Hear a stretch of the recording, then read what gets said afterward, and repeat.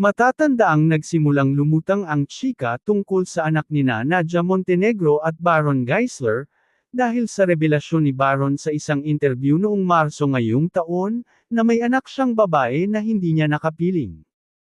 At ngayon nga, nagbigay ng pahayag ang aktres na si Nadia Montenegro, kaugnay sa umano'y anak niya sa aktor na si Baron Geisler. Si Sofia ang 17-year-old daughter ni Nadia, na nasa sentro ng kontrobersya ngayon, matapos lumabas ang panayam ni Julius Babaw sa kanyang ina noong June 25, 2024.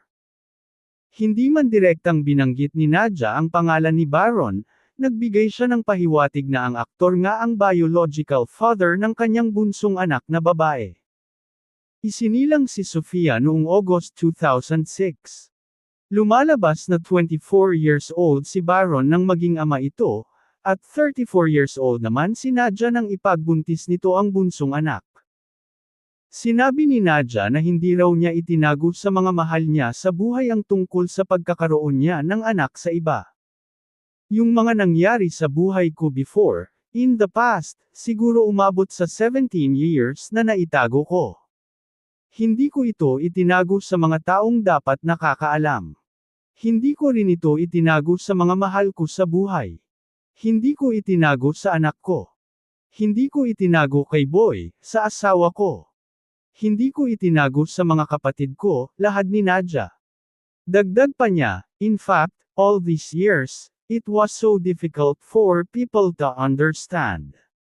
Bakit okay sila? Bakit nagtagal sila ni Boy? Bakit sila okay ng mga anak niya kung may ganito? Ayon pa kay Nadia, common sense guys. Sa tingin nyo, hindi ko inayos ito. Tingin nyo, hindi ko pinlano ito. Tingin nyo, hindi ko pinroblema ito. Buhay ko ito. Buhay ng anak ko. Pangalan ng asawa ko. Pangalan ko. Kaya sa tingin ni Nadia, wala siyang pinagkakautangan ng paliwanag kanino man, lalo na't maayos naman daw ang mga anak niya at namayapa si Boy nang okay sila. In fact, nagkaroon daw sila nito ng heart-to-heart talk bago tuluyang pumanaw noong ika-6 ng Pebrero taong 2017. Habang nagsasalita si Nadia, tagos sa puso, ramdam na ramdam ang kanyang hinanakit laban sa ama ng kanyang anak. Ani Nadia, isang beses pa lamang sila nagkita, biglang in-announce na agad. So, asan doon ang intensyon mo? Magkaroon ng relationship o gusto mo lang ang views? Gusto mong mapag-usapan o gusto mong mag-promote? Ilagay mo sa tama kung ano ang intensyon mo, kasi ramdam na ramdam ko.